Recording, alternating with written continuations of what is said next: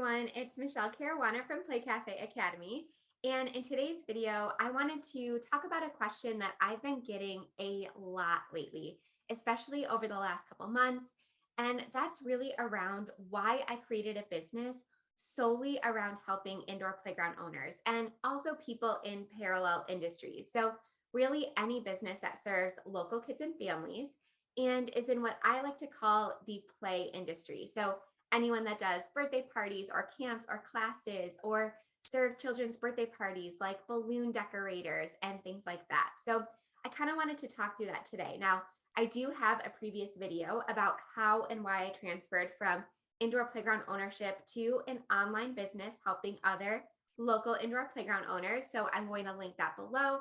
And I'm also going to put it at the top of this video if you'd like to go back and learn more about my transition from active indoor playground ownership to online educator.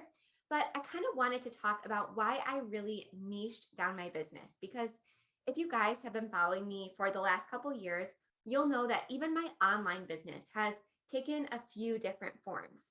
So back in 2018, I was still actively running my indoor playground locations. I was writing Facebook ads for people. I was really into marketing. So I had my Marketing Junkie podcast, which I still have. I'm going to start releasing new episodes very soon. I was doing Facebook ads for people. I was doing full marketing funnels and website design for people. So I was really more in that marketing space when it came to my online business. But once I started to shift out of active indoor playground ownership, and in like the beginning of 2019, we decided that, like I said in the other video, I talked about this whole process, but we kind of decided that because our children were starting to age out of our play area and they weren't really enjoying participating as much as they used to anymore. They didn't want to come to work with mommy anymore. Their friends were a little bit too old to start having their birthday parties there anymore. So in early 2019, like I said, we started thinking about selling our business. And that's when I started to think about next steps. And I wasn't sure if there was really a market for teaching people the ins and outs of opening and owning a profitable, yes, keyword profitable indoor playground.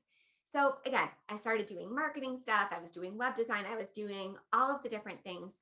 But then really during the pandemic, I think it really became so apparent to me that there are so many amazing people in the industry currently and who are looking to enter the industry, and also those exiting the industry that can really benefit from the knowledge and expertise of someone who's been there before, who's learned all the lessons, who's been through all the hard things, who's done things right, done things wrong, and has been lucky enough to survive all of it and get through it profitably and with a really great result at the end. So, really, this business came about organically about how I wanted to help indoor playground owners. So, as I said, a couple years into indoor playground ownership, my inbox became flooded with questions like, you look like you're doing amazing. How did you get there? Do you mind if I ask you some questions? Do you mind if I, pick your brain a little bit? And because I had such limited time, I started doing one-on-one consulting. And then I noticed that everybody was kind of asking the same questions over and over and over again, whether it was around designing the play space or vendors that I liked and didn't like, or starting the cafe side of the business, or opening a second location. I found that regardless of the topic, everybody was kind of always arriving at the same question. So I naturally found myself repeating myself a lot. And it just became so clear to me that it wasn't the best use of either my time or the people whom I was consulting with time, because I had these answers and I was repeating myself constantly. So that's when I decided to put all of my knowledge, all of my tips, all of my strategies, everything that's worked, everything that's didn't work, all of the lessons that I've learned into my online course, Play Cafe Academy. And then that was really geared towards getting people from daydream to opening day in their indoor playground business.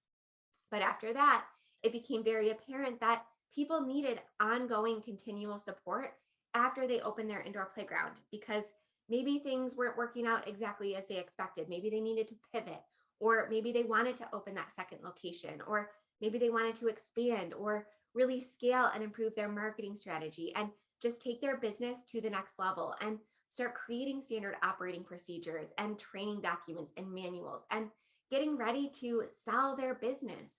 Something that most people don't think about when they start a business like a play cafe or an indoor playground is selling it. But brick and mortar businesses are tough and they're draining. And for me, it really fulfilled me completely when my kids were really passionate about it. But I kind of always knew that once it stopped being fun for them, it was kind of going to stop being fun for me. And I knew that I would want to pass the torch to another local family to live those same magical memories with their families that I was able to live owning my business with my kids and my husband.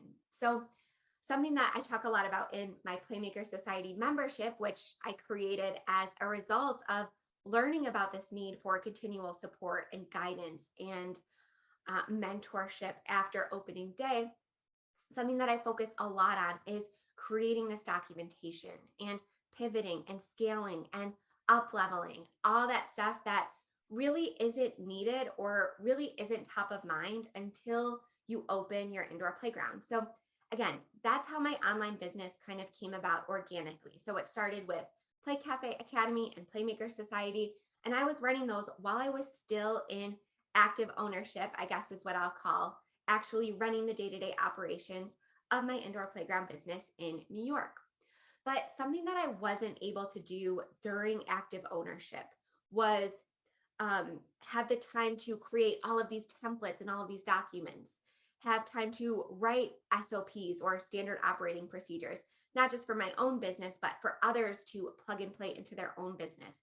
I wasn't able to create advanced mini courses. So, Facebook ad training, Instagram ad training, social media training, funding training, email marketing training, employee staff training, birthday party execution training, literally everything you could think of, every single facet of owning an indoor playground and again, scaling it to that next level, including opening multiple locations.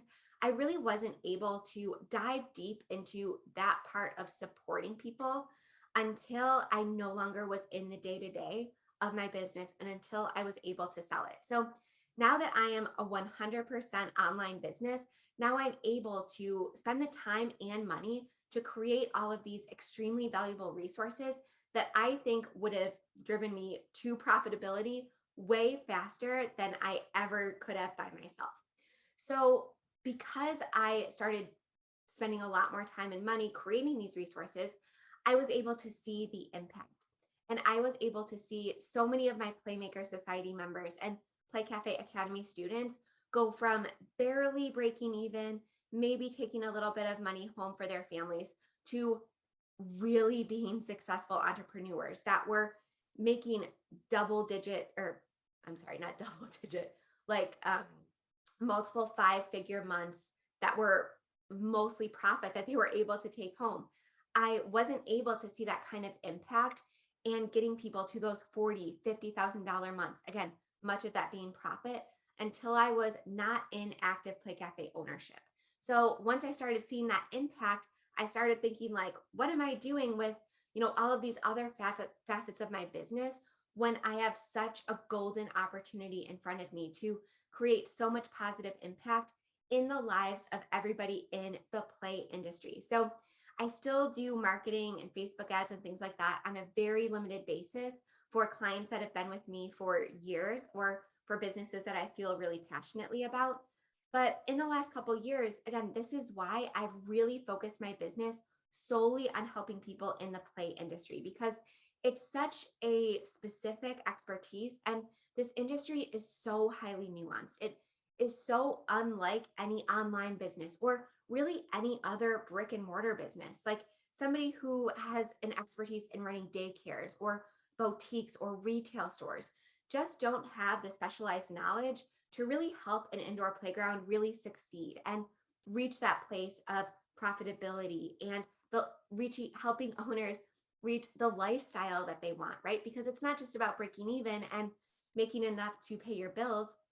It's about creating more freedom and more flexibility in your life so that you're able to create memories with your family and leave that legacy for them that they're always going to remember. So it's so much more than just making money. And again, it's such a specialized set of knowledge that I really felt like I was doing myself and everybody in the industry a disservice if I didn't fully dive headfirst and really make this my sole focus. Again, helping people in the play industry. So that's why I launched my daily podcast. That's why I started creating all of these additional courses and free trainings and really pouring all of my strength and energy into my courses and into my membership all around the indoor play industry.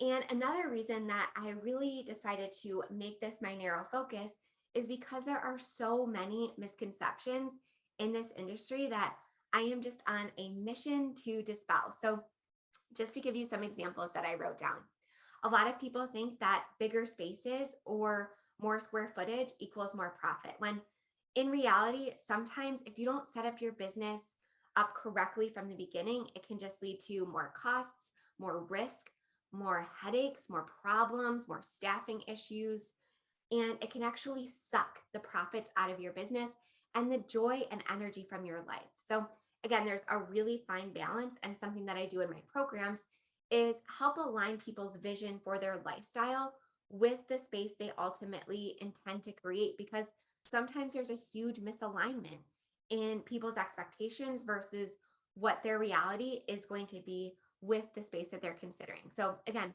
more space doesn't always necessarily mean more profit.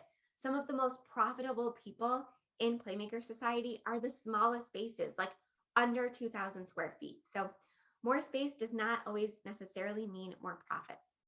Another misconception is that open play is how indoor playgrounds make the bulk of their money, when 9 out of 10 times, actually, probably 99 out of 100 times, this is just not true.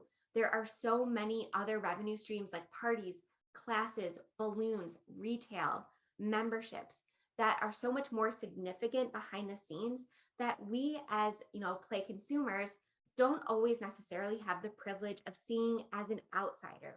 So that's another reason why I decided to create all of my courses and programs, is to really pull back the veil and show people what a profitable playground business actually looks like from the inside, because there's only so much you can reverse engineer as a business outsider. So again, my goal was to really create this inner circle of indoor playground owners who is open and honest and shares the highs, but also the lows and what's not working and what they've had to change. And that's really what has manifested inside of Playmaker Society. Another misconception that I hear all the time is that your interior design or how you design your play space isn't directly correlated to the profitability and success of that business.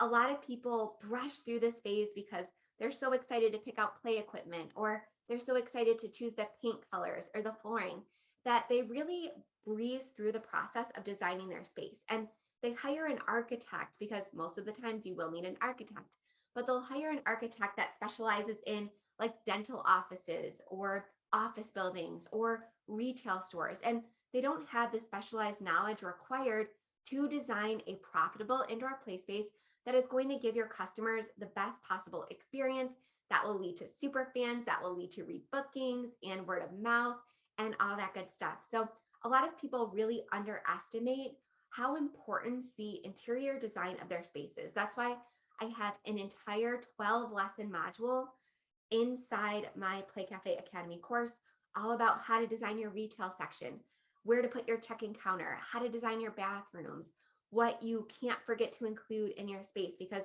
I've seen a ton of people do it, and so much more.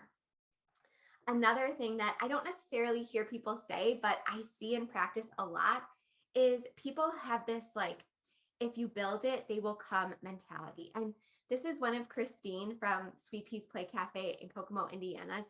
This is one of her like favorite things to say in Playmaker Society.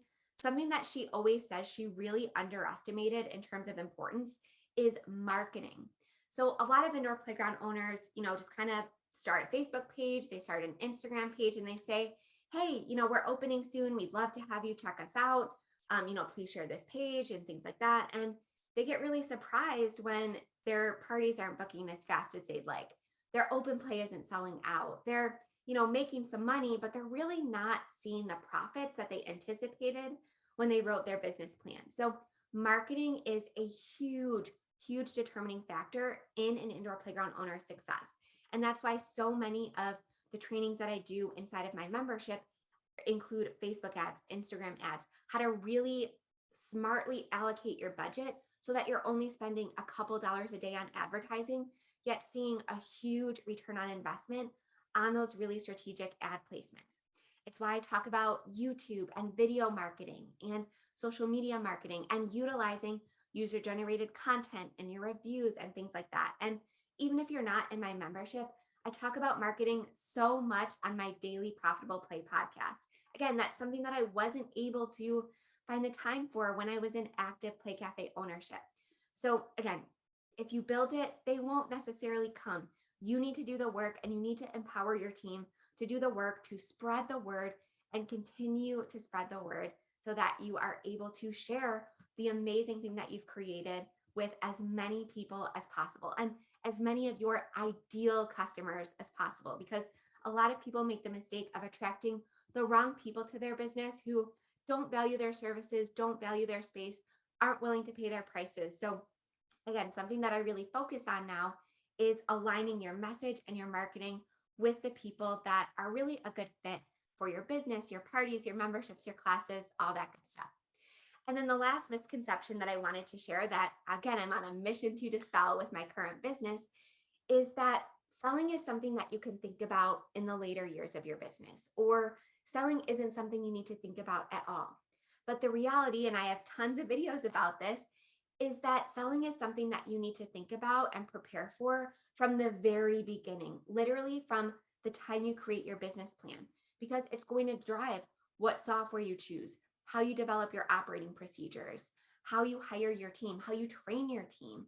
Because people that buy businesses like this want it to be as turnkey and as profitable as possible. So if they have to come into your business and if you're the one source of knowledge, or if all of the operations and all of the ins and outs of your business and how you get from point A to point B live inside your head or in your manager's head, that is going to be a huge red flag for them. There's going to be a long transition time. It's going to be very tricky. It's going to be very hard for your customers and for the success of the business to transfer into new ownership if you really make yourself like this one silo of knowledge, or this one silo being the face of your business. So again, this is something that I talk about a lot, and it's a huge misconception that it's not something that you need to think about if you don't plan on selling your business for the next couple years. Even if you plan on being in this business for a decade, it's still something that you need to think about every single time you do your taxes, every single time you go to document a new procedure, every single time you go to take one of my templates and plug and play it into your business. It's something that you need to think about. So honestly, my goal with my whole business now is to really help indoor playground owners create both the lifestyle and income they want and need for themselves, but also the impact and positive ramifications that they desire in their community and the legacies for their families with more joy and more ease, right? That's the key, because a lot of indoor playground owners find success, but a lot of them have to go through years of struggle, years of financial ruin and risk, years of struggling and stress and fighting with their business partner and not knowing where their next step should be or where they should pivot to next. So because this industry is so highly nuanced, because it is so difficult to reach profitability, because the failure rate is so high, that is why my passion really drove me to fully immerse myself in helping owners both enter this business, operate in this business, and exit this business successfully, because no one else is doing it. And I have the specialized knowledge and specialized skills to help people reach this success. Something that I've noticed with a lot of indoor playground owners is that people come into this business more than any other industry that I've worked with because of passion. So a lot of times it's passion first, profit second, right? They're designing this space because they want to create a legacy for their kids, or they want to create a business that they can involve their family in. And income and sustainability and creating a good work environment that's healthy for their team kind of comes secondary. And that's really a backwards way of thinking. So I help all of these amazing, passionate, kind, talented entrepreneurs really focus on what they want to focus on. So again, spending time with their family, creating these memories for their kids. And I help really take all of the guesswork, all of the time, all of the energy out of all of the not fun stuff in their business. So again, creating standard operating procedures, writing their team manual. I have like a 40-page employee training manual that I give to every single person inside my membership. Um, Taking away all of the time and money invested in legal resources. So I have so many legal resources in my membership, including contractor agreements, employee termination agreements, rental agreements, mobile play rental agreements, party contracts. I try to create every single template that you will ever need to run in your indoor playground industry because I know I certainly didn't have the time to create all of those, not only for myself, let alone for anybody else, when I was in the thick of it operating my business. So, again, my whole business and really my life now is dedicated to traveling to see as many places as I can, to get all of their insight and all of their guidance because my business was very specific and I understand that. So, again, my time now is spent towards creating what I couldn't create when I was in active ownership, traveling, getting that additional knowledge, meeting as many indoor playground owners as possible, adding their, like I said, insight and knowledge to all of my resources, and really making sure that no indoor playground owner ever has to feel alone, ever has to struggle, ever needs to wonder what their next move should be ever again. So I hope that answers the question around why I chose such a specific business, why I create all of these resources, while I provide all of these trainings, why I'm so passionate about this play industry specifically. And you're only going to see so much more from me in the future. So if you're not yet, make sure you subscribe to my Profitable Play podcast. Make sure you're subscribed to this YouTube channel because I'm going to be putting out so much more new content coming up and I'm so excited about it. I'm literally bursting at the seams. I can't wait to share everything with you. And I just want to thank all of you guys so much for being here. You guys are the reason why I do what I do. All of your positive words on my videos, all of your signing up for my classes, joining Play Cafe Academy, signing up for Playmaker Society. You guys all make this possible. And I'm so thankful that I was able to find my place in this world, in this little indoor play industry. And again, I'm so happy to be here. And I just wanted to say thank you for allowing me to do what I love and allowing me to make this impact in so many lives. All right, thank you guys so much. If you have any questions or want to know anything else about my business or about what I do or what I offer or how I can help you, please comment. I'd be happy to answer. And I'm so excited to continue learning and sharing with you. Bye, guys.